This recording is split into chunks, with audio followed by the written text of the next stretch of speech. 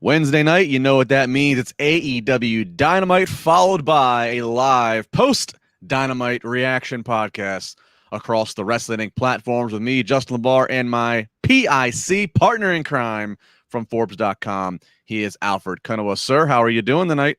Good, good. How are you? A good night of wrestling. See the chat's already excited about it, so very much looking forward to talking about it. Yeah, you know, obviously we were going to talk at length about the show as people are filing right in here. We love this live crowd. And I'm sure we'll repeat ourselves a few times on this point. At least my point is, Alfred, tonight's one of these shows that, God, you live for as a wrestling fan. And really just kind of, we can debate, and I'm sure we will, was this the best Dynamite of the year? Or where does this rank in the 2-year history of Dynamites and all of that kind of stuff? But when you just look at the spectacle of, like, Bryan Danielson making his first in-ring, having his first in-ring match in someplace other than WWE in the first time in a decade or over a decade, and the biggest crowd in New York City for a pro wrestling show since whenever, pull WWE's history books, and all the things and the energy this had. This is one of those nights where you're just happy to be a wrestling fan. It doesn't matter if you're Team AEW, Team WWE, or you just like it all. That's allowed, surprisingly enough. But it also, as you watch some moments, and again we'll touch on, as you watch some moments where the crowd's chanting for AEW and they're doing things that we haven't seen a wrestling crowd on a WWE show at least do in a while. It's like, man, all the years that WWE had the monopoly, it has just made the thirst that much greater for fans of wanting some different stuff. And man, the quenching of that thirst is happening right now. Absolutely. It's not only happening, but you're now being able to see another non-WWE company presented on the same scale, production-wise, crowd-wise, how popular the wrestlers are. It's very much mirroring what you would see from a WWE. And I'm saying that because to an outsider who maybe hasn't been watching wrestling in general, you can watch a show like this and think, either be confused that you're watching another version of WWE or just think, oh, wow, this is much better than what I remember wrestling being, or just as good as what I remember being being. So I think that's exactly what AEW is going for in terms of being major league. And a show like this does everything to promote the idea that AEW is major league. I agree. Yeah, this is a show, again, you can debate, okay, whether or not from start to finish, was this the most action-packed in terms of did you like the matches the most? Where were the stories? Did they progress? Whatever. There wasn't a lot of progression of stories. There was a lot of payoff to things with the matches. But yeah, I do think this would be up there for a viable contender of an episode that you want to introduce. You want to invite somebody over to your house and say, watch this for the first time, because this Dynamite, unlike any other Dynamite, basically, is in this stadium. There's fans on the level up above the entranceway, and it had a bigger. I'm not going to say WrestleMania, but it was in a stadium, and it had a big fight feel more than any Dynamite, and certainly rivals. Any All Out or any Double or Nothing, any pay-per-view they've done. It certainly felt like one of the biggest shows, just big fight feel atmosphere. Yeah, and I will say I was kind of hoping for a different set in terms of the stage. They did kind of make that stage in terms of, it was like a Titantron video type stage or whatnot, but it did very much mirror what you would see every week from Dynamite until you would see the matches and you would see some of these shots of these big crowds. I think having the stage look unique, given the fact this is a special show in a different, unique type of stadium, in Arthur Ashe Stadium, I think that would have really helped to really drive home the idea that it was this scale on this show on this scale. But now I agree in terms of it looking like a really big time show. They did a good job for the most part of showing the shots of the crowd and how big this stadium was. Yeah. Production wise, pretty good. Like the little touches, like the ramp being the LED board. Yeah. We've seen WWE do something like this. This is a great touch for AEW, especially because they did not have their normal video screen in between the two tunnels because of the way things are set up. So this still gave you that video screen element. It looked different. So this was that was a set piece that at least stood out and was different than your normal Dynamite. So that was a nice touch. Yeah, I mean, production looked really good. I mean, they had the crowd mic'd very well. Certainly AEW has not been absolved of audio issues as one of their growing pains. But tonight, the crowd was very well mic'd, and a very audible crowd to capture on those mics. So a lot to talk about. A lot of it's positive, but certainly there's some things we can go through here and just some things we can debate into. Before we go into tonight's Dynamite, as everybody's joining us here live, Let's touch on a few news stories. Two of the three of them are AEW, so I'll save them for a second for once we just go right into all AEW. I'll give us the one WWE story that we're really going to touch on here, Alfred, and that is a WWE star reportedly asking for their release. And according to Lucha Libre, they're saying that Gran Metalik is in fact asking for his release out, to get out of his WWE contract due to frustrations with the company. Of course, I guess we can all understand that. The report does say that Metalik's deal runs through 2023. He wants to keep wrestling in the United States, but he also would like to, he's a native of Mexico. He'd like to, potentially still be able to work around the world as things continue to open up around the world during these COVID times with vaccinations. So Gran Metalik, obviously not a top star in WWE, but certainly they went on a run there where they used him on TV for quite a while. And he's always one of those guys, Alfred, that I pull that phrase from Jim Ross. He's always a guy who maximized his minutes on TV.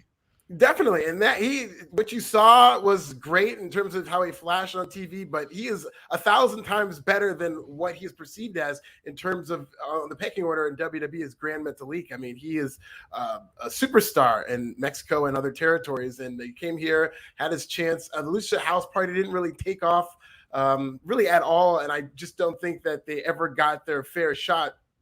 And when they would, like in that Elimination Chamber match, I remember, where they just stole the show a couple of years ago. So they're a very talented team, but there's a lot of talented wrestling, and there's only so much TV time in a place like WWE. And you're now going to see, I think, more times than not, a lot of these wrestlers with their contracts coming up. We've been hearing stories about a lot of wrestlers not necessarily re-signing right away.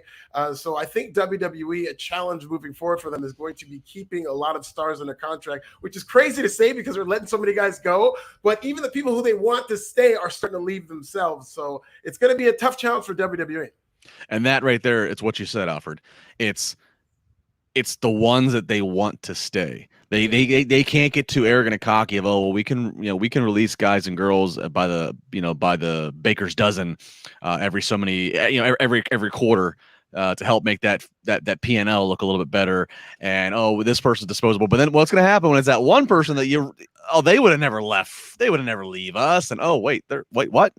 So that's what that it really is a situation. Is like, you can act like all this roster is disposable, but there's certain you have to have a roster to continue to move forward and collect these TV rights, and you got to have a roster to send to Saudi Arabia to collect the money. That's what I guess I'm saying here.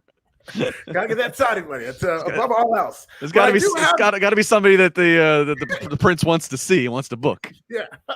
Well, they might have to go to the WWE Hall of Fame, get like Booker T, the Ultimate Warrior, Yokozuna, some guys like that might need to have to come out to compete. But I do have an on-site report. Our own NYC Diva, who's at the show at AEW Ground Slam, just sent me a text about MC Tony Khan, Big Daddy Khan. Tony Khan spit some bars for the New York crowd. He was challenged to a rap battle by Max Caster, and he said, "My name is Tony Khan, and I'm here to say I'll suspend the acclaim for another 30 days." Wow. Big Daddy Khan, ladies and gentlemen. And then he came back out to say he was kidding. So.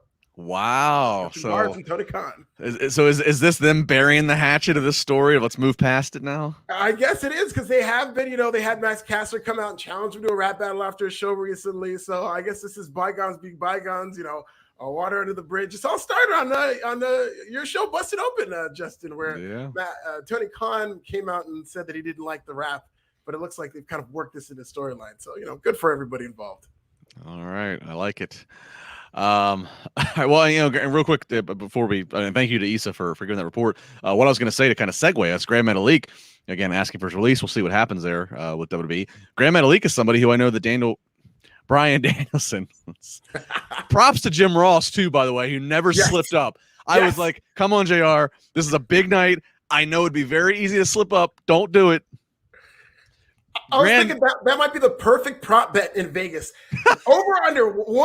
How many times will JR slip up? Well, hopefully you took the under. I didn't catch any. Yeah, I was taking the under. Gran Metalik, a guy who Bryan Danielson, when in WWE, had named as somebody. I think when he came back, came back and was cleared, to compete again after being retired. Gran Metalik was somebody who he had said he'd I think he vocalized in an interview like, these are some of the guys I want to work with. This is something I want to bring. I want to put me on SmackDown. Let me work. I want to bring attention to some of these guys you have in the back who are really good, who aren't getting the time to shine that they should be. So, what does that mean? I don't know. I mean, AEW certainly has enough people. I'm not saying that Bryan Danielson needs a lobby for Gran Metalik, but hey, it could happen. Yeah, and I think there's plenty of places Gran Metalik can go. I mean, AAA is starting to come back really strong. There's other places outside. I want to see him in New Japan, to be honest. But AEW is going to have to be careful in terms of bringing on too many. But Gran Metalik, if he wants to go to AEW and work with a guy like Ray Phoenix, I mean, good night. A match like that might be one of the best athletic matches you could ever see. Absolutely. All right, keep it on here with our news headlines. And speaking of Bryan Danielson, he appeared on the Wrestling podcast with Brandon Walker. Props to Brandon Walker. He had, and obviously, AEW teeing him up for him, but good on him to take advantage of him, get some big headlines and quotes. He had Bryan Danielson. He is CM Punk did an interview that dropped today where maybe one of the biggest headline things out of that half-hour interview was Punk. He would like his big pops to be more compared to Stone Cold Steve Austin, not Hulk Hogan, who he referred to as, quote, a piece of shit. So a lot of things we can dive into today, but we only have so much time. And we want to get to the Dynamite. So back to Bryan Danielson on the Wrestling podcast, and he talked about, Alfred, something that's very popular, a very popular conversation, which is the yes chant, the famous yes chant that is so synonymous with the Daniel Bryan part of his career. But Bryan Danielson revealed that he's not going to use the yes chant. He's not going to lean into that in AEW out of respect for his former employer. There we go. Out of respect for WWE and their intellectual property. He talked about how he had a conversation with the longtime WWE executive producer and chief of global television distribution, Kevin Dunn, and basically was asked to respect WWE's IP. And he said it kind of, as I'm looking into this, it's not so much of a legal thing. It's not that they've threatened anything legally, but it's just, kind of a gentleman's agreement of, the intellectual property of the yes chant was capitalized and owned and fostered by WWE. And so Bryan's not going to mess with that. So, I mean, obviously he can't stop the fans for chanting yes. And certainly, as we saw tonight, they're going to do the yes chant every kick that he delivers, the same way that every wrestling fan in the western part of the world does a woo every time somebody does a knife edge chop. It's just kind of it's just in the universal vernacular of wrestling fans.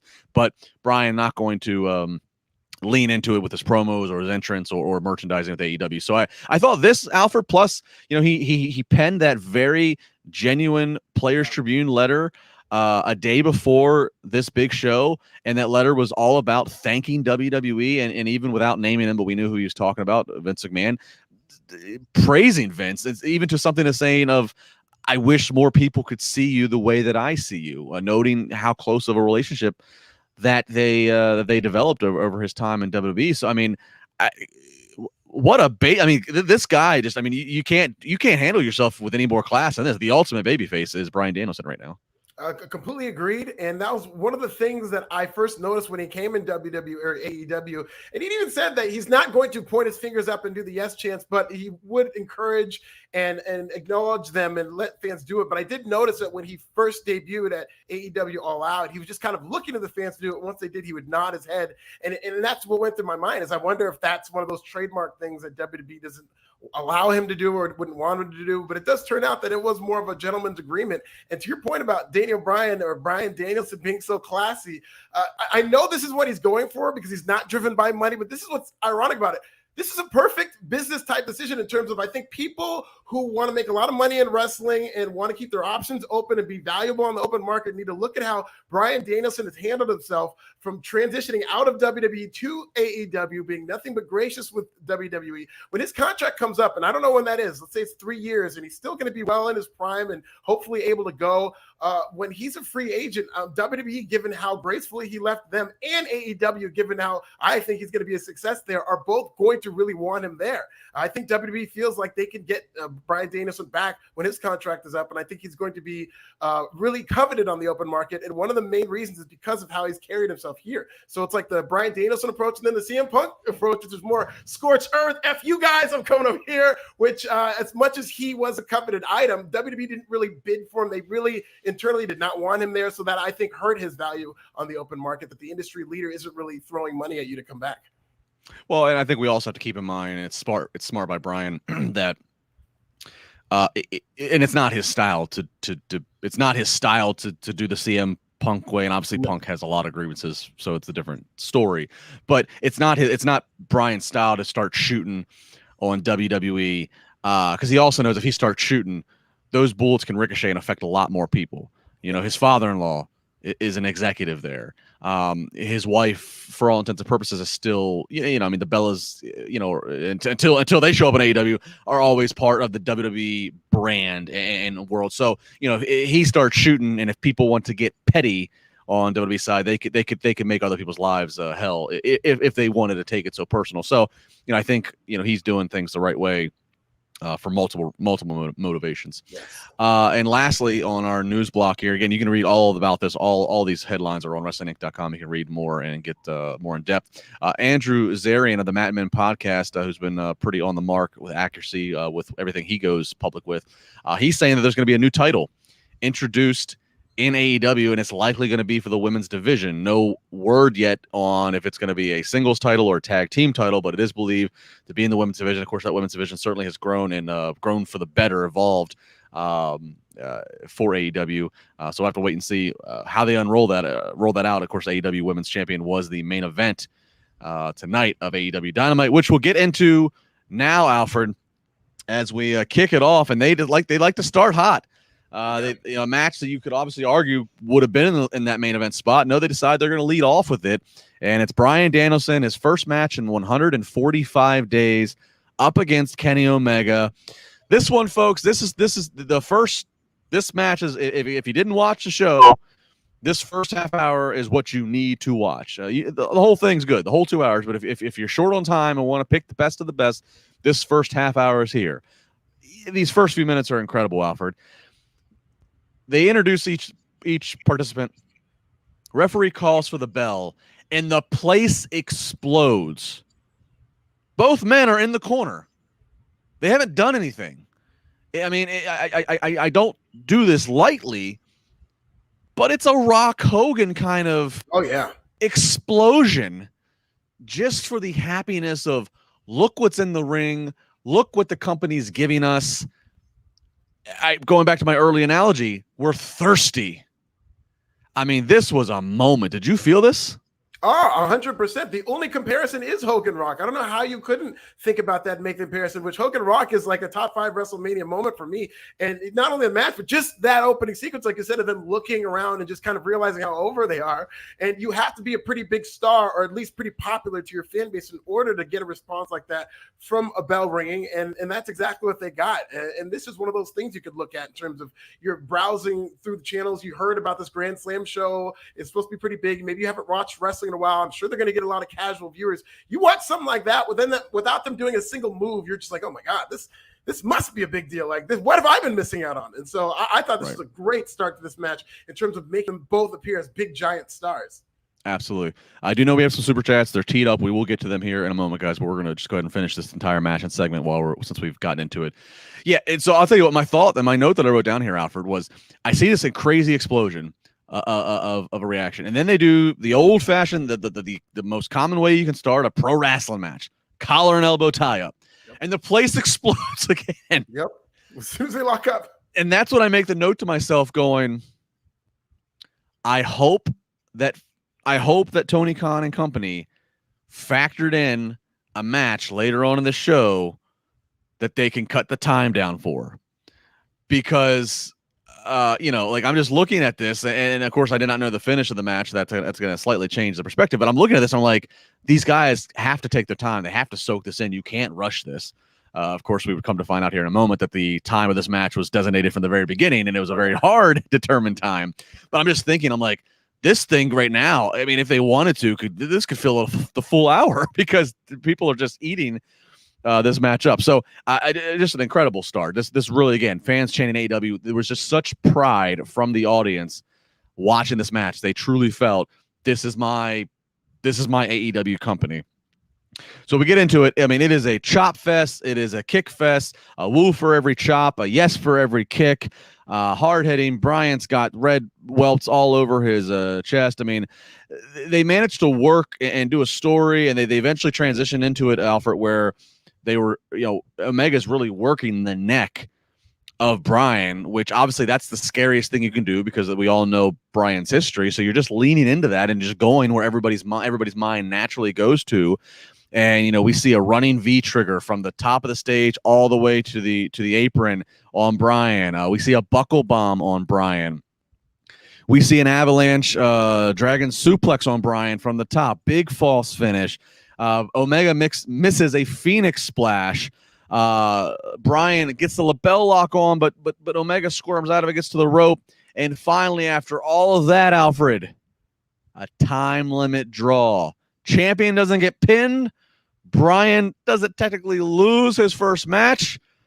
They leave the people wanting a hell of a lot more. Do you agree with this finish? 100%. I'm glad that they did this. I think you could gauge how good this match was, or at least how much these fans were into it, by how pissed they were when they called for that time limit draw. And I think these fans were legitimately caught off guard because there were some audio issues, and I could hear Justin Roberts announcing something, but I didn't hear what it was, and I don't think they heard what it was. And then Excalibur had to get on and say, okay, we're within our final 45 seconds. I was taken aback by that. So I know these fans did not hear that warning, I don't think. So when it ended, I think that made them even more upset. But I'm fine with this in that you're not beating Kenny Omega again. It makes sense as to why they kicked the show off with a match like this, because you had to at least have that 20 minutes and not have this match get cut down somehow. But I loved what I saw from these two. And, it is kind of a shame that I was expecting them to have what is like the greatest match of all time, or live up to the potential. But a match like this, given the circumstances, is as good as I've seen a draw pulled off. And I do want more. And it is about the larger story, which in AEW, they realize how valuable that is. And I want to see that story. I want to see that chase of Bryan Danielson toward Kenny Omega. Well, and you have to leave room for more, because there's got to be another match. So I mean, like, this match delivered. It wasn't the greatest wrestling match ever, but it delivered. It was a hell of a first half hour, and I like the fact that this match, there was such a really good story, and the pacing of it was good. It picked up and had its moments where it got really, but it never turned into it never felt like it turned into the reckless spot fest that AEW can get accused of, fostering that style. There were some big spots, but everything did have a really good meaning. I that's the best compliment I can give to this. So time limit draw, and then after the match, we get the Bucks and Adam Cole. They're all running out. They're all getting Bryan off of Kenny, because he's trying to still do the label lock, not realizing the time limit's been up. I mean, there's just a moment of just the fans. They're such in Bryan's corner. They're pissed, as you noted. And then they have the Bucks and Cole, all three of them super kick Bryan. And then here comes Christian Cage and Jurassic Express. I get that's all happening because we're promoting. Okay, they're all going to fight on Friday, and we got to, promote Rampage. But I was kind of like, we could have done without this. I know it's hard. I know AEW can't help themselves. They love all the goo goo gaga after matches. But I was like, we didn't need that. That was my one kind of gripe about all this, is like, this is so much about Bryan and Omega. Let it remain about them. I don't need all that other stuff after the fact. But that said, a hell of a opening 30 minutes. Yeah, no, I agree. It was a little excessive at the end. I'm just glad they didn't interfere in the match, because I think that would have been egregious. But I agree that it wasn't needed, but I don't think it took anything away. And I just really very much enjoyed what they did. And I completely agree in terms of, this was kind of closer. I wouldn't say it's WWE style, but it's more WWE pacing in terms of a main event style match. And they did a great job of it. I thought this was really good. And let me ask you to that point, Alfred. Kenny Omega, who obviously has never worked in WWE. He's a guy there's a long debate of, how would he ever fare in WWE? There's a lot of rumors a couple years ago that maybe he'd go there, or maybe he's whatever. Obviously he didn't. Do you think to that point, this was a WWE kind of match? Yeah. In the best way possible. Do you think, how much do you think that has to do with Bryan? Like, do you think maybe Kenny Omega had a different approach in thinking of this match, and Bryan goes, no, let me tell you, let me bring some things to you that I've learned. Yeah, I don't know. Like, I wonder how much of an influence that is. Has to be. If you heard Bryan Danielson's admiration for Vince McMahon.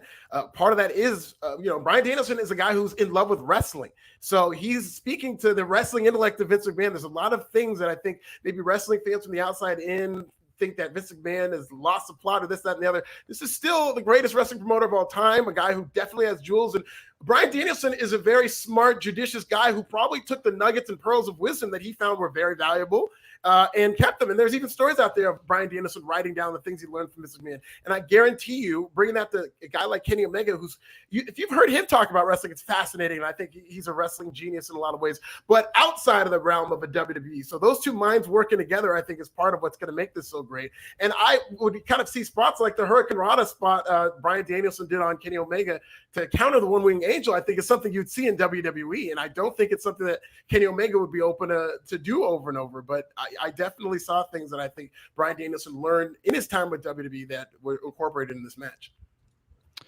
$5 super chat from Corey Pride. So would you have Danielson take the belt off Omega at the next pay-per-view?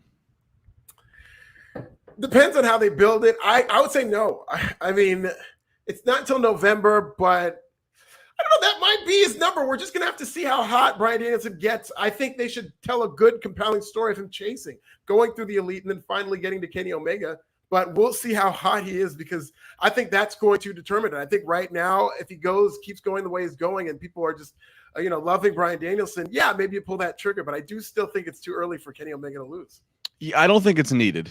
I mean, obviously you could put it on Bryan and people go nuts, but I don't think it's needed. I think they would still, to your point, I think he could go through the gauntlet of the, and he can have some great matches. I mean, he can have, he can find himself a tag partner, have a tag match against the Young Bucks. He can, of course, go against Adam Cole. There could be a lot of good money, good rating matches to kill 6 months and let the fans salivate over getting Bryan and Omega again. And then maybe once we finally get it, because a time limit was the obstacle, perhaps they do an Iron Man type match. If you have two guys that are legit perceived to be the best in the world, and this is like the best match possible you can come up with, that's of course reason to then go 60 minutes and let multiple falls or however you book it. So, but I agree. I wouldn't turn around and give it to people even as soon as November, even though that's only just over a month away. I agree. I would let this really carry into 2022 and really make people wait and deserve to get that match again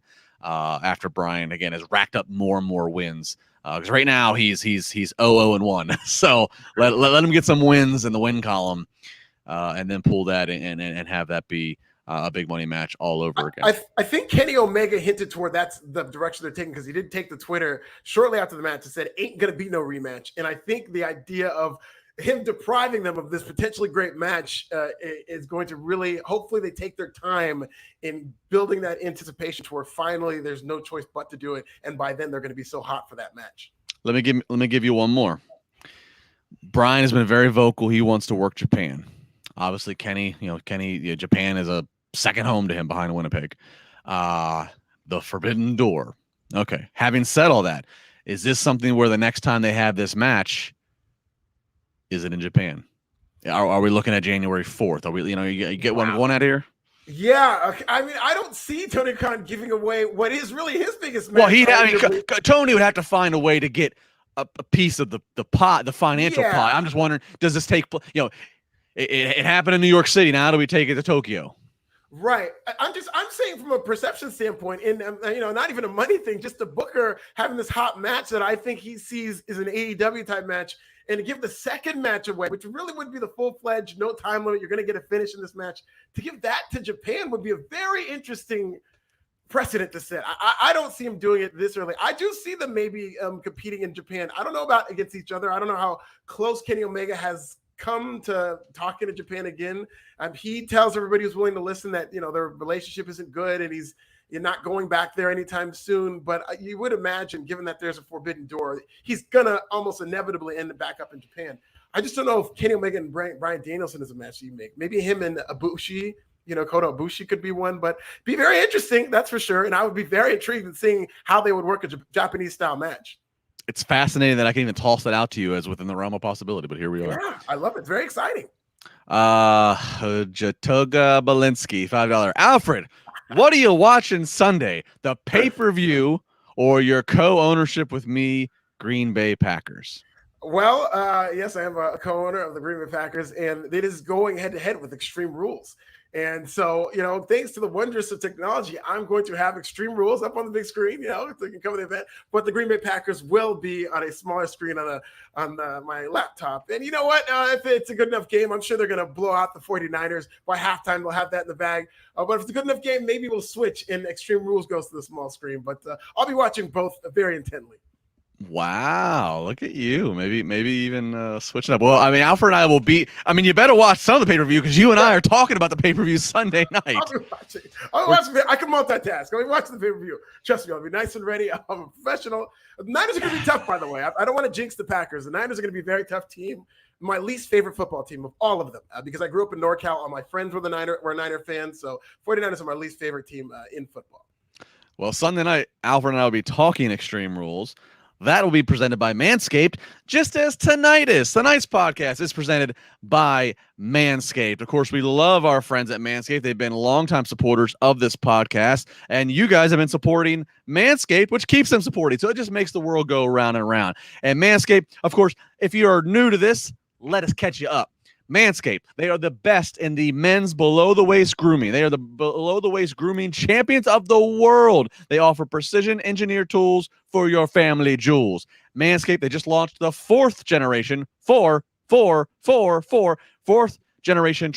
Lawnmower 4.0. That's right, 4.0. Over 2 million men worldwide, 2 of them right here, trust Manscaped with this exclusive offer to you. 20% off free worldwide shipping with the code WINC20 at manscaped.com. I mean, think about it. Imagine you're shaving with a sleek, well-designed, optimized trimmer that makes shaving time one of your favorite times in the bathroom. No more blading, no more color, no Abdullah the Butcher on the balls. No.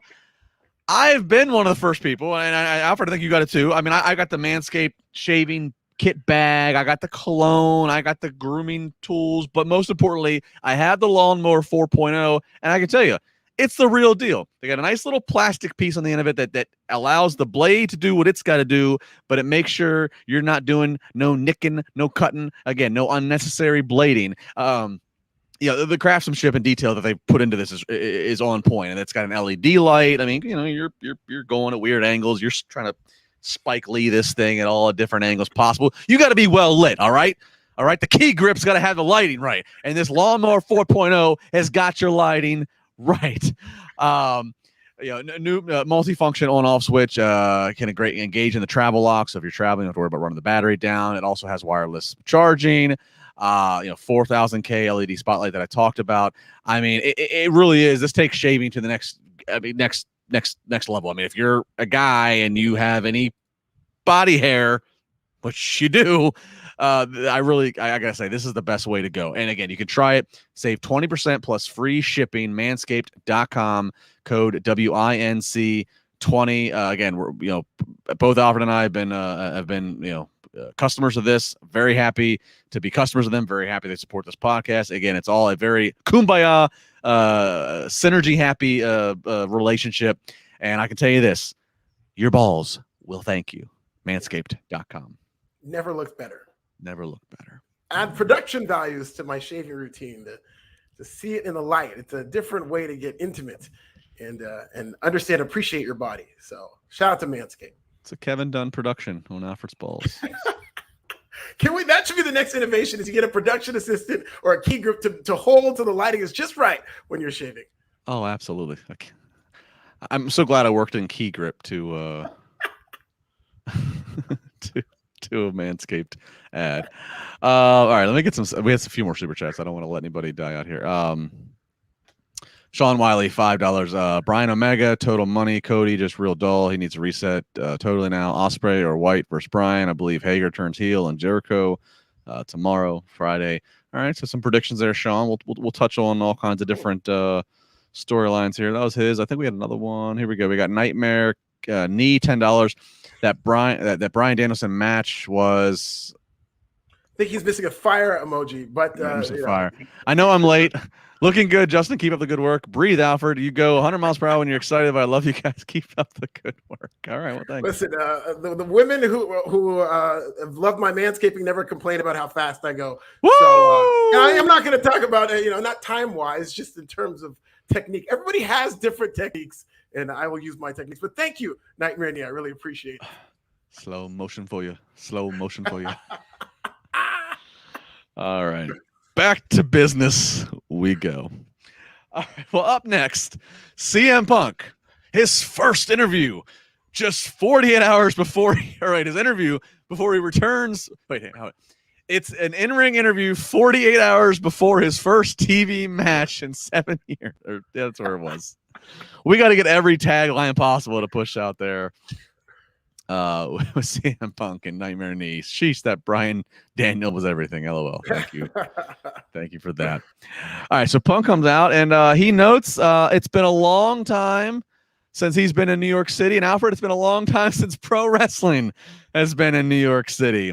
He talked about how people want the old CM Punk, how he's always happy. They want the angry, mad CM Punk. He says, "Be careful what you wish for." Starts to talk about how Team Taz, they try to put him through a table and all this stuff. And he talks about Team Taz, they slept on the legend that is CM Punk. But it's not his job to wake him up. It's his job to tuck them in. What a tagline this was. What a hard sell for Friday. I like it. The guy still got it. Hell yeah. No, he was wonderful. CM Punk does a good job in these environments when he's cutting these promos, and I really like that line. And he really knows how to sell something without sounding cheesy. It doesn't sound like a commercial when CM Punk is doing it. It's this chat room. Bernie, wonder why Issa is always smiling around Alfred. Jesus. Sorry, I had to go there for a reaction at least. Kidding. My goodness. That is a myth. Corey, Alfred knows how to lay pipe. Don't why we needed to know that, but play on playa. What have I done? But at this is nasty. My DMs are wide open, ladies. Ooh. I had to. I'm sorry. I love it. Sorry, Issa. All right. Punk. I mean, the great hard sell. He's going to go up against Powerhouse Hobbs. Team Taz certainly needs a rub, and so this. CM Punk's not losing, but let's see what kind of rub he can offer up. While wrestling his way to another victory, which that's the only there's no other option here, folks. It's not CM Punk ain't looking at the lights for a 3 count for this one. I'm sorry, it's just not happening. Yeah, this is something for CM Punk to do in terms of go through Team Taz. This is a story that you can tell in elevating some of these members of Team Taz because they have some very promising prospects in Will Hobbs, Ricky Starks. And I've never seen Hook wrestle before, but I really do like him as an non-wrestling character for the time being. But, part of that's going to be on AEW and should have been on AEW to kind of build up Hobbs, build up Starks, tell their stories and whatnot so that by the time they lose, you're still seeing them as bigger stars like they did with Jungle Boy. And I do think that it helped in terms of that segment last week. Even though the table didn't break, they did at least get some shine on Will Hobbs heading into that match. I don't know about you though. Announce table, throwing somebody through an announce table, it's become. Obviously, it's so cliched. It used to be that there was a Spanish announce table that was all cliched. I actually think now it makes the spot even better when you try to put somebody through the table and they bounce off the announce table, and it doesn't break because it's like, oh, that looks so brutal. I actually think it's kind of like that's like a blessed botch. You know what I mean? Yes. It's a botch that's got a blessing to it because it's like, ooh, that's real hard. Still looks like it hurt. It's still believable in terms of him selling it. It's not like one of these botches where they miss by an hour or a mile and you have to actually sell that you got hit by a chair or whatnot. This was an actual so he didn't break the table, but that looks like it would hurt more. Yeah. Let me just tell you folks from experience, I don't want to kill the magic show here. It's a lot more painful to bounce off the table than go through it. Yeah. Just want to put that out there. Nightmare Knee, $5. That match was everything. I'm texting from work, so I'm experiencing a lot of grammatical errors. Sorry, I love this episode. I got to give it to you, man. You're at work hopefully you're making a really good hourly wage, and here you are just giving money back to Raj. I appreciate, Raj appreciates it. I guess we're at all. We appreciate you interacting with us. Love it. Our best at work to you. All right. Back to in-ring action as we get MJF versus Bryan Pillman Jr. Obviously, this has, this, as we talked about in previous weeks, this had a very personal, a quick build, but a personal build, dating back to when they were in Cincinnati recently. MJF wins this with the armbar submission, but Alfred, I got to say this crowd sounded like they were just kind of like exhausted. They just had a 30-minute match. Then they were immediately kept up with CM Punk at high energy. Now we're at the end of the first hour, crossing over into the second hour, but it just felt like they were like they needed a break. There wasn't. I mean, they booed MJF in the entrance, but once the match got going, they were just kind of like it felt like they were just kind of it needed a break. Yeah, this crowd took this match off, and this was kind of formulated like a pay-per-view. And when you're looking at the structure of a pay-per-view, there's always going to be a point where there's a so-called popcorn match. And I don't think that's what they envisioned for a match like this because of how big of a star MJF is. But that's where it was slotted in terms of there's just only so much energy that people could humanly exert. And even though this was a good crowd throughout the night, high energy, this was definitely a match that they decided like they weren't going to treat as a priority to the others. And I really don't think that, I thought this match was fine, but I don't think it rose to a level of a match that should be treated like this. I think it was very basic. MJF was doing a good job using some old school heel tactics, but this was going to be a tough task to be able to follow CM Punk and the Bryan Danielson match we just saw. Yeah, MJF's one of the best heels they have, so I don't want to say like maybe they shouldn't have done this match on this show, but I don't know if it was needed. I don't know. I mean, but then I also look at like Pillman's one of these guys who, with the news of the Owen Hart Cup that's going to be coming to AEW, certainly you can make a lot of case for why an up-and-coming babyface like a Bryan Pillman Jr., who there are those pictures of him being held as a baby by Owen Hart. So it's like, I don't know. I just don't know on the show. I don't know. I don't know if Pillman Jr. didn't really get over or advance in any which way. I mean, MJF just keeps his heel gimmick up, but they didn't. There was no teasing of he and Wardlow having problems as there has been at other times. I don't know. I just I can't believe I'm saying this, but this MJF match and segment was probably the lowest point of the whole show. Yeah. That's definitely, I mean, that's not a wild take. I do think, and it kind of is a testament to how good this show was. Sure. Not necessarily a slight on MJF, but no, not at all. It's not a slight on him at all. Yeah, exactly. It's just this show. I mean, every other segment we're going to go through here, there's big headlines to talk about. Right. And when you just look segment by segment at all these matches, it's just like, just given, especially if we get into this, when we get into this tag team match, there was just so much on the show that I think was superior to this. But, a match like that had to function because the crowd's eventually going to come down so that they can get back up for the rest of the show. So there really has to be a match like that to take a bullet. And sometimes we've seen Dynamites that are just hot throughout. But I think a wrestling heavy show like this, I don't think every match is going to hit. Well, and you're right. There is that is a thing. When you put a show together, it is common. The second match is where you don't want to be slotted because you want to start hot, and then the second match is the kind of the bring it back down. And this was the second match of the night. It doesn't feel like it because it was an hour. It was 50 minutes in because we had the long time limit draw, and then we had the CM Punk promo. But yeah, this is the second match. So by formula, that's what this match. That's where it was slotted. I figured I'll give him a shout out, even though he didn't pay any money because he's already given enough money. Nightmare Niece says, yes, I make good money. So, all right. Caps. I make good money. I make good money. So, good on him. Another super chat. Corey Pry, $2. Says MJF still undefeated. Love him. No, he lost to Jericho. That's what kept Jericho from retiring from in-ring action. 15-3, I believe, is his record. That sounds right. I'll give you credit to this. April Greenwood, did you see this? Yeah. MJF's parents had signs saying MJF sucked. That was great. I saw that. I love it. The guy lives the gimmick. It's great. I'm pulling this one too, a free, because I think this is important to address. Monsudo Man saying MJF is cheap heat heel, to be honest. Nothing special beyond that. Decent in the ring though. Look, yeah, he does there's the cheap pop, cheap heat tactics of go after the local sports, go after, just berate the city you're in. He does that, but while he uses the cheap tactics, I don't think that he's cheap as a heel overall. In fact, if anything, I think he's one of the most expensive heels overall. And what I mean by that is this is a guy who's in his early 20s, a young guy who in this day and age, he does not break character. I mean, he's even been panned by some critics and parents that like, hey, dude, it is 2021. Maybe you need to like be able to break character. I mean, because he's brutal to kids that, he doesn't let up. It doesn't care if you're a 5-year-old kid at a meet and greet. He's that asshole all the time, which think what you want to think. And I have kids. I could certainly see as a parent's perspective, like, oh, you just made my kid cry. They don't understand. It's a show, whatever. But you got to give some respect to a guy that in this day and age when people are scared to be heels, that's a reality. People want to play bad. They want to play bad guy, but then they want to be able to walk over to the merch table at intermission and smile and sell some merch.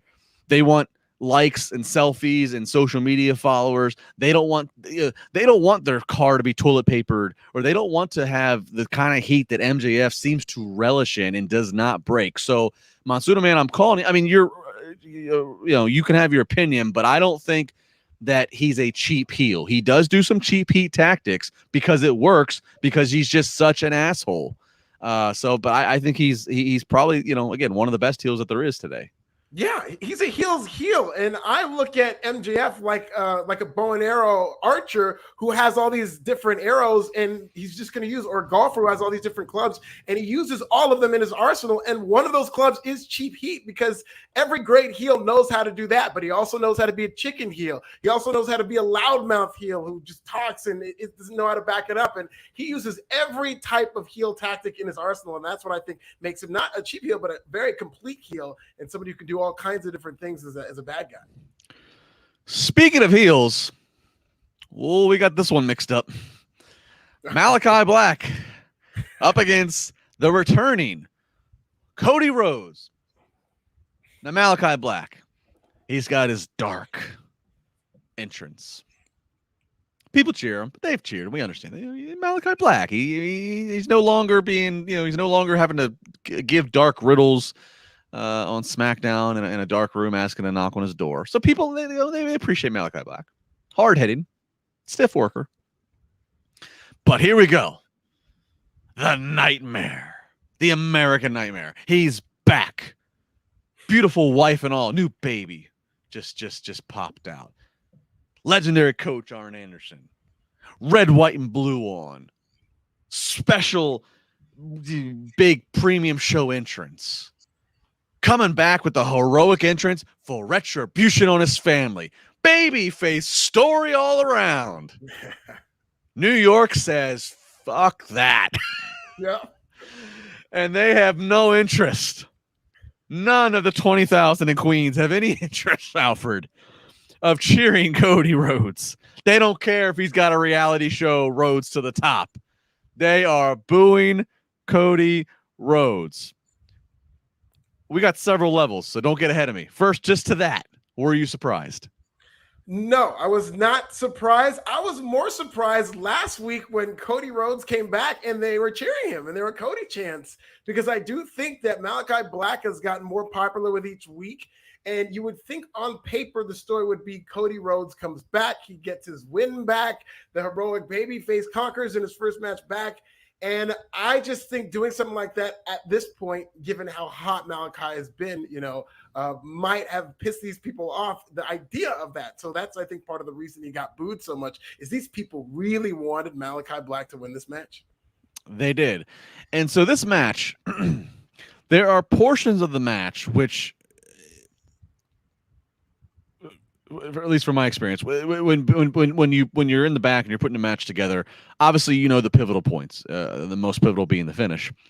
But then there's points where you're like, all right, just something, work some heat here, work some shine here. It's just the little things you don't need to call the minutia. You just feel it out when you get out there. Those were able to be improvised. Cody ends up doing then some heel heat things. He grabs Black's leg as Black is halfway in the ropes and wrenches it. It does some heel tactic things, leaning into the fact the audience has no interest of cheering him. But then there was something pretty interesting at the beginning. Black does the deal where he knocks Cody out of the ring. We see this. Black does a thing where he hits the middle rope and he springboards, does a backflip, and then he sits in Indian style position. This is something he did it in WWE. He does that, and at this point, it is clear fans are with him against Cody. Yeah. Brandy slides into the ring, sits Indian style opposite him, and gives him the middle fingers and says, "F you." I have to think, and good on her if this is true, I have to think that was improvised because, again, they went out there walking out there as the baby faces. Then I have to think that was improvised of her just like, well, I guess we're doing this. We're the heels in this. And she jumped in there and did that. What do you think? How did you interpret that? Wow, that'd be interesting. I didn't think that. I thought that it might have been a planned spot, but that really wouldn't. But why would it? Why would it be? Yeah. Now that I think about it, in terms of why would the baby faces do that? Maybe they did just decide, hey, we're going to be heels in this match. Maybe they were smart to the fact that they are in New York in front of a New York crowd that is going to be a little more smart heavy and see Cody as the authority figure rather than the character babyface. But yeah, that'd be very interesting if this was, because if it was, kudos to them, because I thought it was a great spot. Well, and if you go back and watch it too, if you have the show recorded, go back and watch it. When it happens, she starts to roll in, and Cody even has like a moment of like a split moment. If you look at his eyes, like he's kind of like, WTF, what are you doing? And then she went and did it, and then Black I remember just watching this, and I'm like, that had to be called on the fly. And again, I'm not trying to expose things. I'm not trying to like, I'm not trying to armchair booker this. I'm trying to give a compliment that if she did in fact call it on the spot, which I think she did, that would, again, good on her, because the fans have made up their mind. Lean into it. You're out there trying to be the baby face moral support as the wife, along with then the coach and Arn. Well, at that point, people aren't going to buy into the moral support. You're all guilty by association, so you might as well just be the bad bitch who's going to go in there and flick them off. Yeah.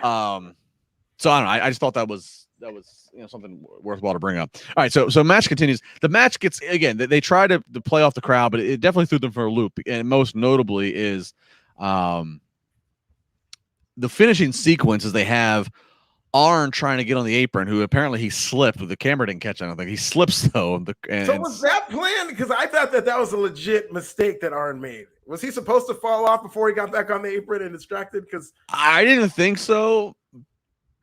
Because I might have been writing. I might have looked down the paper, but I didn't see him. I think the slip happened off camera. I think the crowd reacted because he was getting ready to. He was trying to come around and he was holding onto the pole. And so he was trying to swing his way around to the other side of the apron. And then he just kind of fell off of it, which I think it was legit, because they were supposed to do an apron spot. He was standing on the wrong side and Cody kind of motioned him over like, hey man, you got to be standing over there. Yeah. So he went there. So I think it was a legitimate error. I think it's legit too. So he falls legit. Yeah. And then that kind of stalls their timing, because now Cody and Black are having to like wait until Brandy can help get Arn up.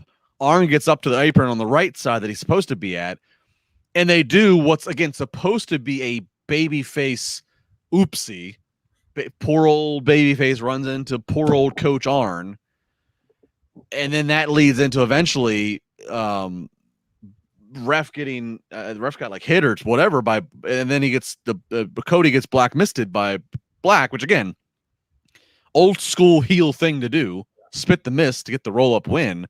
But the people just exploded and we're just happy Cody's not winning this, and Black, of course, does end up winning. So Malachi Black wins this. Cody just, again, in New York, and New York's an unruly crowd, but the fans love it. Where do we go from here? I mean, again, they're promoting heavy this Rhodes reality show. Black's undefeated, luckily. That's good. I mean, so where do you go from here? Well, I think you split these two off, and I do think that we're going to get a Cody Rhodes heel turn in the future, and I think that's going to start when he turns on Arn Anderson, because they did have a spot toward the end of this match where Cody barked at the referee, which is kind of a heel thing to do, which may have been more of them leading into this heel response that Cody was getting, but I do think we're starting the countdown to Cody turning on Arn within the next month or so. Yeah. All right, so Malachi Black remains undefeated. I'd like to see it here. All right, now we get some tag team action. FTR comes out. They're wearing NWO black and white type gear, and they're here in their match with against Sting and Darby. Commentary notes, perhaps they're making, without naming NWO, they're making a reference to the NWO, noting that time in Sting's career, of course, when Sting was a man on an island battling the NWO black and white. I took it more as interesting timing that, like, FTR's always leaned into the tag team discussion in the universe of wrestling, and we just saw the New Day cosplaying the Outsiders, and now here comes New Day, or here comes FTR doing just black and white, not black. I took it as some kind of like, back in the Monday Night Wars, the Clique used to talk to each other by always throwing this up. One would be on TNT talking to the other one on USA. I took it as that, as like kind of like a little nod of like, hey guys, and we're cosplaying too. That's what I took it as. I thought this was more of a rib on the New Day than on Sting, because is there any logo that's more appropriated in pro wrestling than the NWO logo? Because Randy Orton had that famous shirt, the RKO shirt. Now we have this. And yeah, I saw them. New Day had the red and black, and they've been doing that for a few weeks now. So when I saw them with the black and white, that's what I went to is, they're just kind of shouting out the brothers over there. Yeah, that's what I took it. Who knows? I mean, I'm sure we'll find out in a podcast interview eventually. All right, so this match, cool. I mean, Sting, I should note too, Sting does not have his traditional crow paint. He's mixed with Darby kind of look, so that's pretty cool little mix there. A show of unity, being the same team. This match, Darby's taking a lot of heat, but we get to the finish though. Ultimately, though, and this is a pretty cool spot. Sting has got the Scorpion Deathlock on one of FTR. He's got it on Dax. Wheeler's on the outside trying to grab Dax's arms to pull him towards the ropes. So they are like connected. And Darby does a coffin drop onto the apron, which ultimately breaks up that helping hand of FTR. And then Dax taps to the Sting Scorpion Deathlock. So very cool finish. So Sting on the same show with Bryan Danielson versus Kenny Omega, a Punk promo, a Malachi Black versus Cody, a women's championship match to come. 60-something or 60-year-old Sting out there in front of 20,000 people in Queens doing the deal. Sting was awesome tonight. I mean, I was so surprised that this match was mostly Sting. Darby Allin made bit part appearances here and there, and he had an awesome finish. I love that finish. But this was a lot of Sting, and I thought Sting looked great. I mean, obviously he's 60 years old, so he's not the fastest guy in the world. He's not spry or whatnot, but he was perfect at what he was doing. FTR has to be commended for just how great of a tag team they are. I just love how they work like they're sharing the same brain, and like there's a mind meld there. And I think Sting did a good job working around that, and he was great tonight. I thought Sting was fantastic. I thought in some ways, I don't think it's accurate to say he stole the show, because that opening main event kind of lived up, I think, to a lot of people's expectations in terms of how good it was. But Sting was one of the best things on the show, I thought. Yeah, and obviously it's a tag match, which, a little bit easier to do a tag match in some regard in terms of the workload being, not all on you. But I mean, this match, and he's been in a few other matches, but we'll just talk about this match tonight. You can argue, and you were there live for it too, Alfred, he looked better in this match at 60 than he did at what would have been, I guess, 54 against H at Mania 31. Yeah, thank you. I knew we were both out there. So I mean, and because I mean, you look at the match of Triple H. That match of Triple H at Mania was fun as hell because it was just goo goo gaga filled. NWO comes out, DX comes out, it wasn't a tremendous work rate match. You can argue 6 years later, he looks like he's more with it in the ring, or at least more comfortable. And maybe that's just a testament to the environment and the setting of the company than he was, 6 years earlier. So definitely, he does. $5 from Hojo to go Belinsky. Dissension with Arn. Did you not see it, or do you think he was frustrated from the fall? No, that was definitely planned, as Alfred mentioned. Yeah. They definitely wanted to drop that nugget that there's an issue of probably getting Arn off of TV from Cody.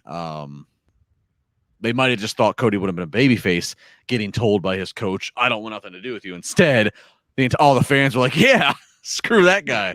You don't need to be with him." So we'll see. This seems like AEW or the babyface version of MJF and Wardlow, and that they've done this a couple of times where Arnold either cost Cody a match or distract him and almost cost him the match, and it seems like they're going that direction, and then they just drop it. Yeah. Gaming Sage Pro, $5. Sting's makeup was in reference to them smearing it and wiping it off, which is why it wasn't as nice as normal. Yeah, all right. I like, continuity. I'll buy it. Speaking of continuity, did you catch the sign in the crowd? It was opposite the hard camera. Did you catch a sign? It said Vince fears coherent storylines. Oh no, I didn't see that one. There's a couple of good signs here. Also, MJF is a cuck in Nate TV.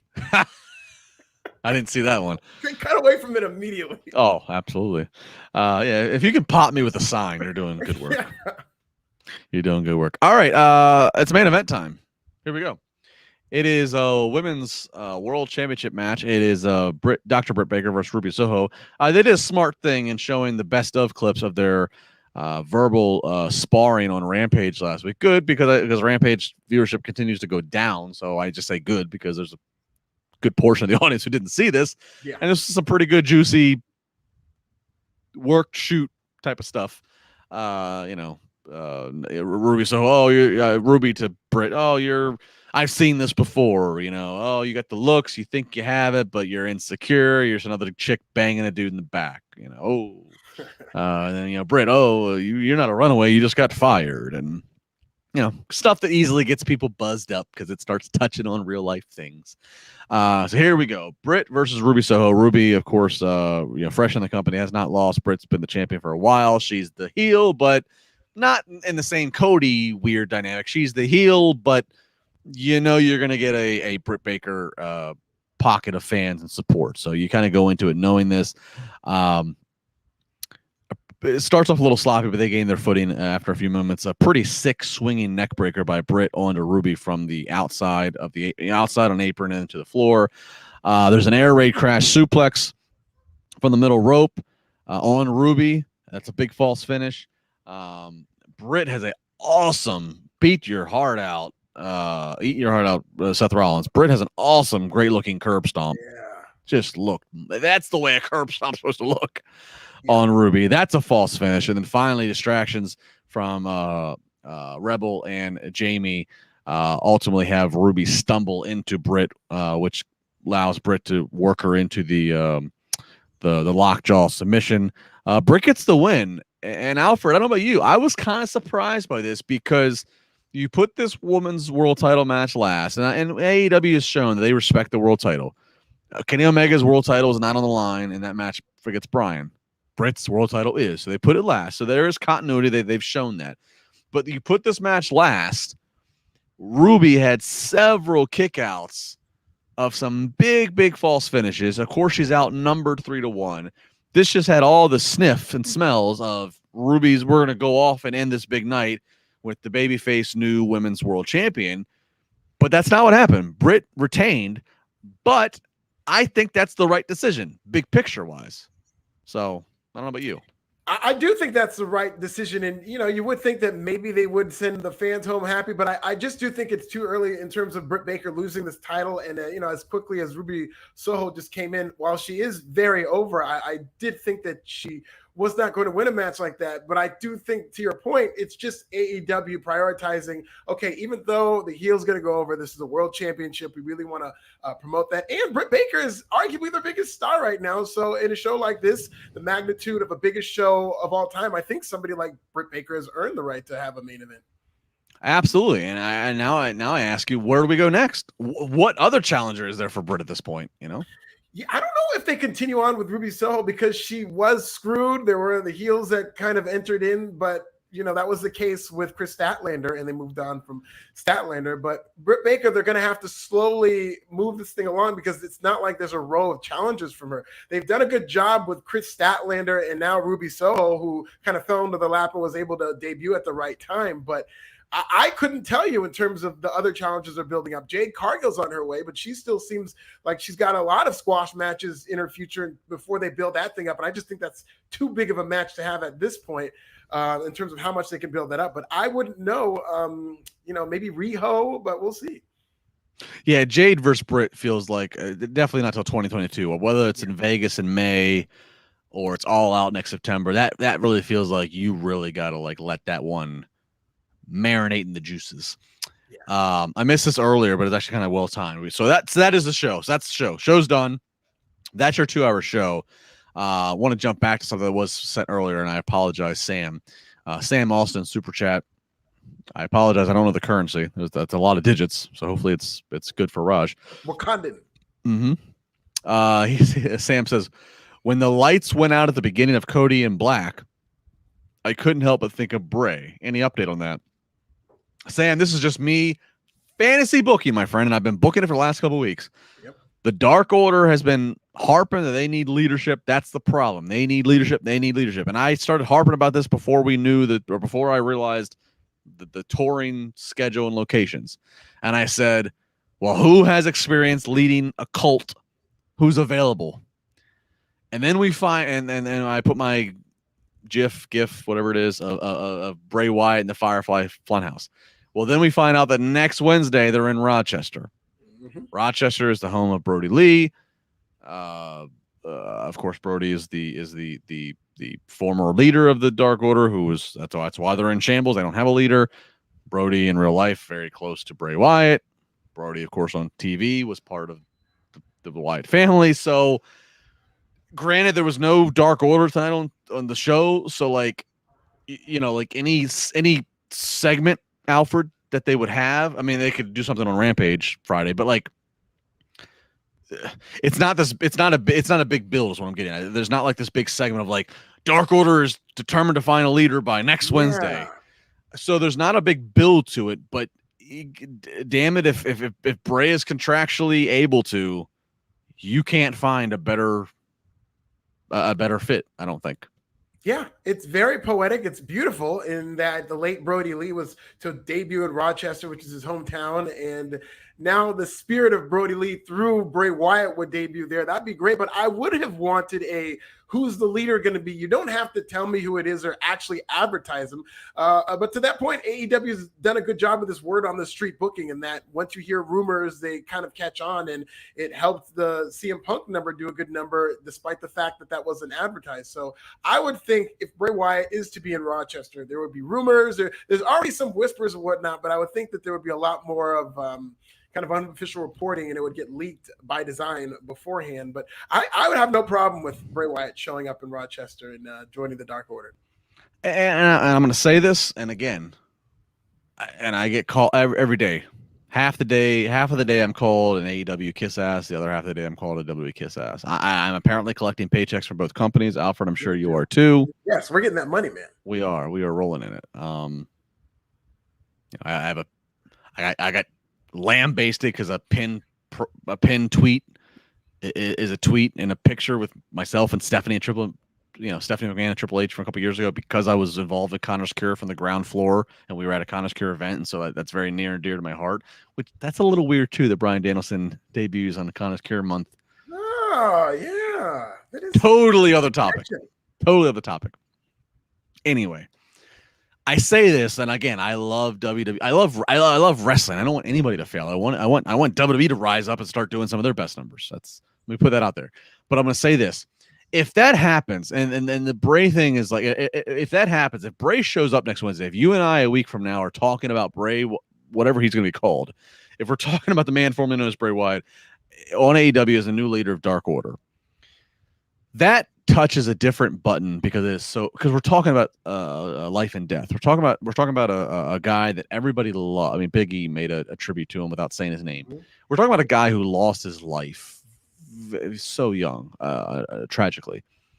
And so if that happens, and it is very poetic, as you said, if that happens, it is just, again, one more quenching of a thirst of pro wrestling fans getting, again, poetic, full circle. They're getting The Office, listening to them. It feels like, oh, that's how I would fantasy book it. It's going to be another huge bright star in AEW's favor if that's how it plays out. Yeah. And again, I don't know what I'm trying to say about this. All I'm just saying is that AEW is just, they are just doing all the right moves right now. And some of it's unfair that some fans think that they can't do no wrong. I do think AEW has wrong. I think AEW has shortcomings. I think they're officiating, lack for rules, blah, blah, blah, blah, blah. But the big picture is they are just leaning in and like trying to make fans feel part of this and have fun. And that's hard to deny right now. And it's even more hard to deny if you get a heartstring tug like a Bray Wyatt showing up and continuing the work of his buddy who tragically lost his life. Yeah, it's building goodwill with their fan base. And I think this is one of the reasons that fans are now getting so excited, because AEW has a very loyal following. It's a product that you wouldn't consider mainstream just yet, but there's something to be said about the fact that they can draw 20,000 people to the Arthur Ashe Stadium. So it's something there. And a lot of that is people connecting with this product. And another example of that is something that happened this past week with the Owen Hart tournament. You talk about coming full circle. That legacy always seemed like there was a back door opened, or there's still consternation between Martha Hart and WWE or whatnot, but I think that's now finally going to get a happy ending for all involved, that now his legacy is going to be honored in the world of professional wrestling, and that is more of them. I think for a lot of people are going to look at AEW doing something like that with Owen Hart's legacy, the way they're doing that with Brody's legacy, and that, just like you said, the bright stars are going to continue to compile for AEW, and that perception among fans that it is that type of company is going to really help it moving forward in terms of building a loyal fan base. Gut reaction if I asked you to put money when the Owen Hart Cup finals happen, whenever that is Bret Hart there? Wow, I do think he is. I think because he did introduce the AEW chick, because you would think that that's like the ultimate slap in the face, WWE, whatever, but it's his brother, so he can do whatever he wants, and if he's there, nobody can blame him. But he did introduce the AEW World Championship, which you would think is kind of like a provocative move to do. And so I think, going there to something where his brother is being honored is a no-brainer for Bret Hart if it's something that he would want to attend and, be a part of. So yeah, I do think he's going to be there. And I'll be curious how, because one of the obstacles for AEW is that, like, other than some independently owned photos and stuff like that, like, Vince owns the Stampede video library, and obviously Vince owns all of the WWE library of Owen's career. So it's like there's not a lot of visual material to use of Owen if you're AEW, assuming that WWE would not, sign off and lend you some video. Why would they? It just unfortunately that's reality. So it's like I'm curious how they'll how much imagery of Owen they'll be able to use to help fulfill the theme of this cup tournament whenever it takes place, because again, it's so much of Owen's career, whether we like it or not, is owned by WWE visually. Yeah, that's actually a good point in terms of graphic wise, how they're going to put this out there. I know that Bret Hart, he's got a library full of photos and stuff that he's kept over the years that I'm sure he would maybe be able to lend to AEW in terms of showing pictures and stills and stuff like that. Yeah. But yeah, it'll be interesting to see what they can actually show of Owen Hart. I know there's going to be like a toy deal as part of this, so they're going to be able to create the video game character Owen Hart. They're going to be able to create the multimedia of Owen Hart that they can feature on TV. But it'll be interesting to see how much archive and vintage photos they have. Gaming Sage Pro, $2. Thunder Rosa could be next. Talking about for Britt Baker. That's probably where we are headed. I can see that.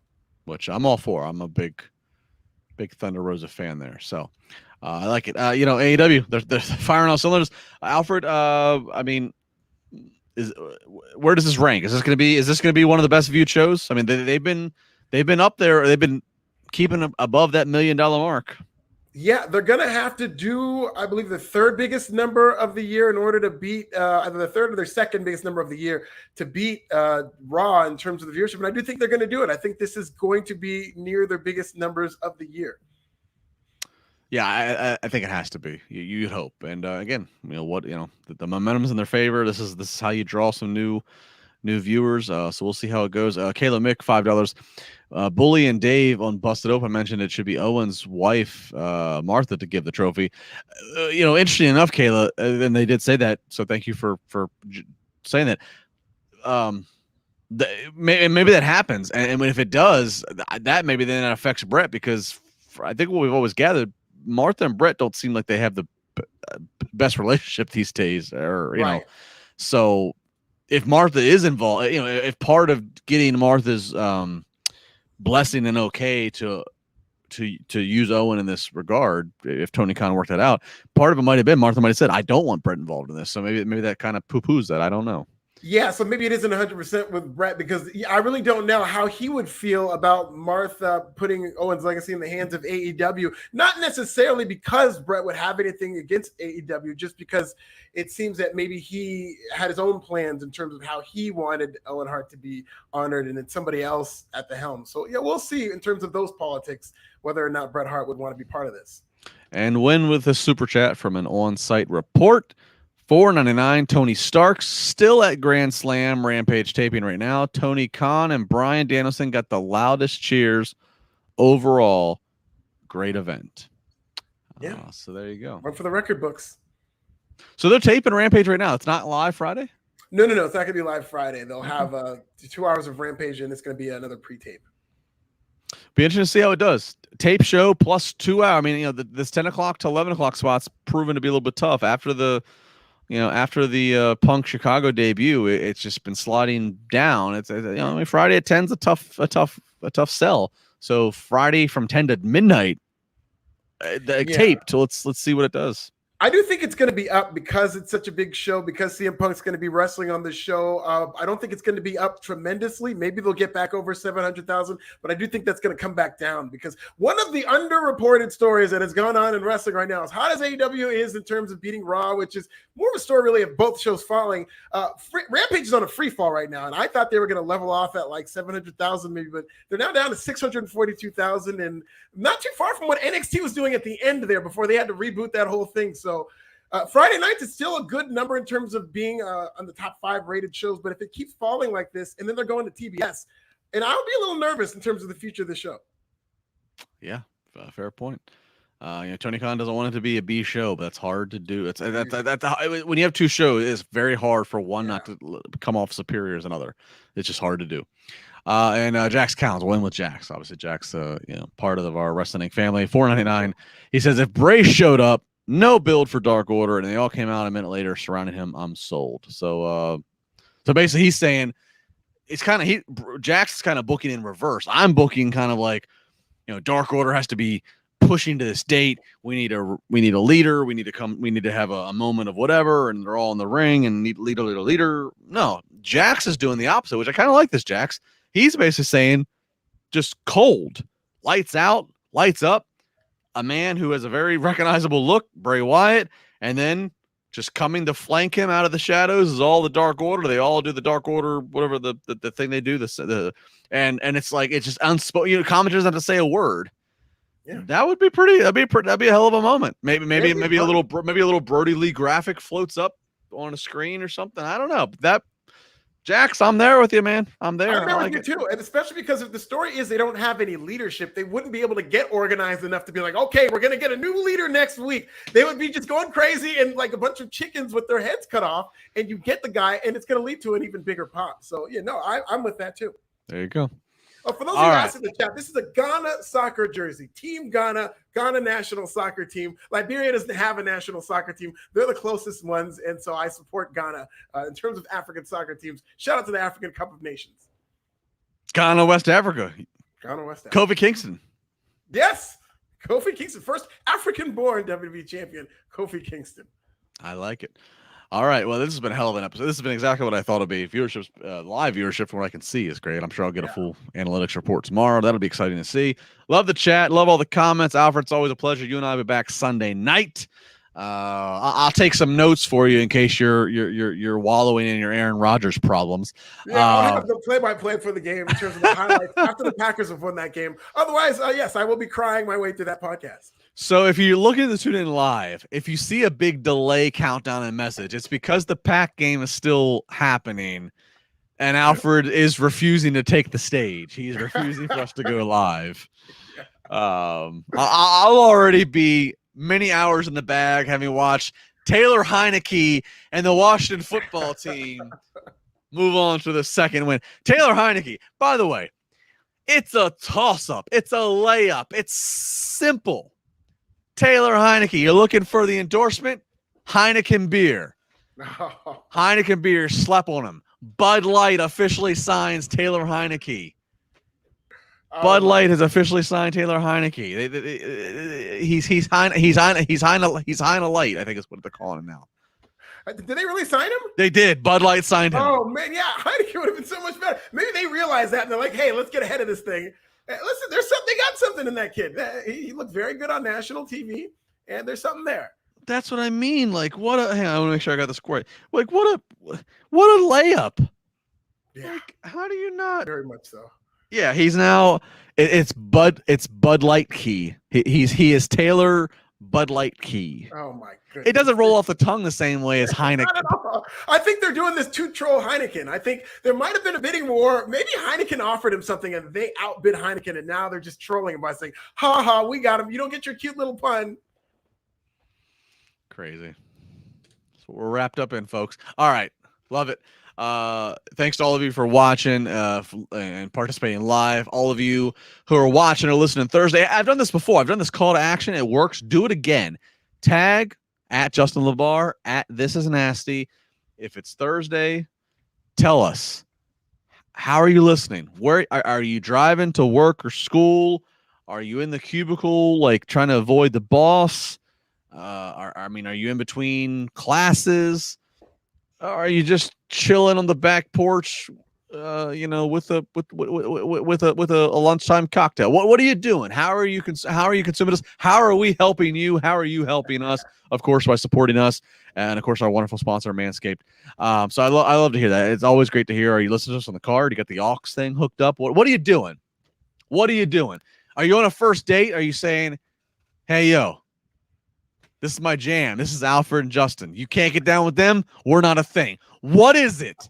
What's the buy-in? What is the brand equity we have with you? What is it? Are we helping shape your balls? Are we helping trim and keeping you groomed there? Are you buying in? Let us know. I want to know. We appreciate all that. Love the super chats. Hit like, hit comment, hit the share button, do all the things. We'll be back Sunday night. It's going to be lit. Sunday night, Extreme Rules. It's going to be the most extreme podcast of the year. Yes. What a bullshit tagline that is, but WWE gets to use it, so I'm going to use it too. Most extreme podcast of the year. Alfred and I. Check it out. We're done for the night. Be good. Goodbye.